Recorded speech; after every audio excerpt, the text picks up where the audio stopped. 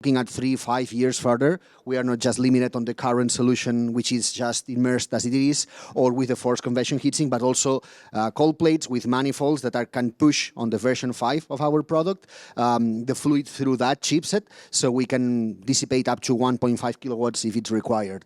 So we are already tackling that, and we're already tackling the Tier 3 full data center with the version 5 of the product, which will have 2 CDUs, and actually each CDU can power up to 600 kilowatts. So one CDU can power 2 tanks of 300 kilowatts, and the other CDU the same.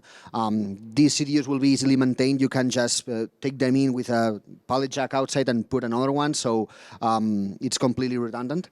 And that's the roadmap that we're following. That's why we're working very close with the silicon vendors, with the server vendors, and also with the co-location providers. So we know what are the requirements that a new greenfield should have, or how they need to adapt a brownfield, already existing data center. I'll just add to what Oriol said. I think as a business, when we started out in immersion cooling, to be able to get 30 kilowatts out of an immersion tank was a bit of an achievement.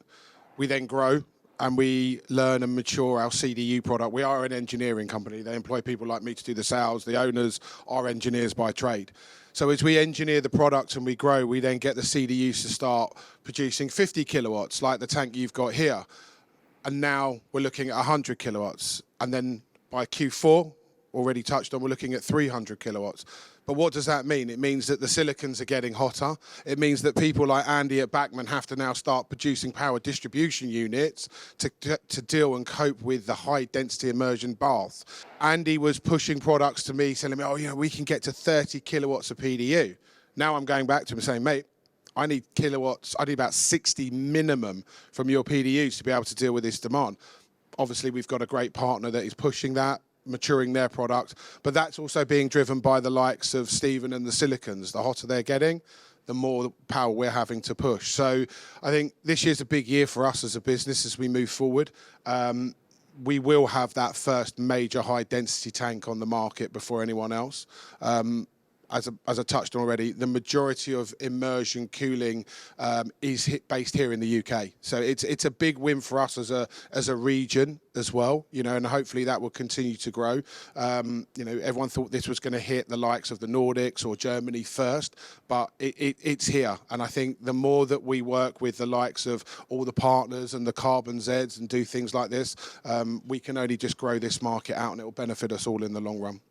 So talking about the power consumption, what about the bandwidth? Because in the data center space, we've seen 10, 12 years ago, a 10 meg circuit was plenty for us to bring into a data center, and everyone was running at 100 meg and maybe a gig. That's just ramped up by a factor of 10. So you want 100 gigs in diverse, and everyone takes 10 gigs. Is becoming a de facto what 100 gig used to be, and the price of it has come down. So a 10 gig is kind of what a 1 gig was 10 years ago in price terms. If you're on net, if you're connected, I can buy a 100 gig circuit across the UK because it's the same price whether I go 10 miles or 100 miles or 500 miles. Once you're on net for people, then that 100 gigs is quite available. But getting it out to the site is where people like us come in. I've been asked to look at sites where we can put in some immersion cooling and they want, give me a price for 10 gig and a price for 100 gig. If we can do it on dark fiber, the cost comes down enormously because the cost of dark fiber is a fixed cost. And then you can light it at 10 gig or 100 gig, and the cost of 100 gig optics is quite low. And then if you want to do multiple 100 gigs, you've still got the same cost of fiber. You just put a box on the front that multiplexes that and gives you 5 or 8 or 10 or 20 or 30 100 gigs. So what we're finding is that there's a lot of fiber going into the ground with all the alt nets in various towns and cities, and there's lots of huge gaps across the UK where there isn't any fiber. So that's driving the location of facilities. But bizarrely, we also have an arrangement with Openreach in that there are certain postcodes, very rural ones, where I can buy dark fiber off Openreach. So I was asked to look at a mushroom farm the other day because they want to use the heat from the data center to heat the greenhouses and whatever else they grow the mushrooms in. And he said, "Oh well, I appreciate, it's way out in the country, so you probably won't get dark fiber." Actually, I got dark fiber from OpenReach at a price that equated a 10 gig circuit, and that takes me back into the middle of York, where there is a data center and an exchange and other carriers where I can do a long distance 100 gig back to London. So the bandwidths are there. People are running 100 gigs, people are running 400 gigs, people are testing 800 gigs. And the more these guys, the Intel guys, is packing more and more onto chips, and the speed they're running between devices, if you then want to replicate that between two devices in two different locations, you need big bandwidth. And with fiber, it's there. It's not as cheap as obviously doing 10 gigs or 1 gig, but it is there. And people who've invested in dark fiber find that it's very, very easy to upgrade. We put a dark fiber network in for a university, and we built it, and they paid us, 5 years, and then they own it. They're now running, they're just upgrading from 10 gig to 40 gig on every link, and it's costing them £1,600 a year for 40 gig links all the way across Birmingham. So dark fiber really costs in when you're looking at bigger bandwidths and comparing them to circuits, or you want low latency, or you want control, because dark fiber gives you control. So, yeah, the bandwidths are all available. It's how much you want to pay, how much do you really need it. I wanted to add just something quickly on what he said about the networks. Speaking about the fiber, actually, we have seen that the 400 gig transceivers, which are the next generation to come now, they are also getting really hot. The transceiver is becoming really warm because it's transferring a lot of data. So we have seen customers which are already pushing, and we have already tested and validated switches which can work in immersion with full AOC cables with fiber of multimode in immersion because of that. Because at some point also these connectors will need to be either under the fluid or with a component that can help them to cool down because they are becoming really hot. So once again, immersion, single-phase immersion, it's a perfect environment because besides the elements which are getting really hot and they require from forced convection heat sink or something else, you can collide the rest of the elements under the fluid, which is completely being cooled down all the time.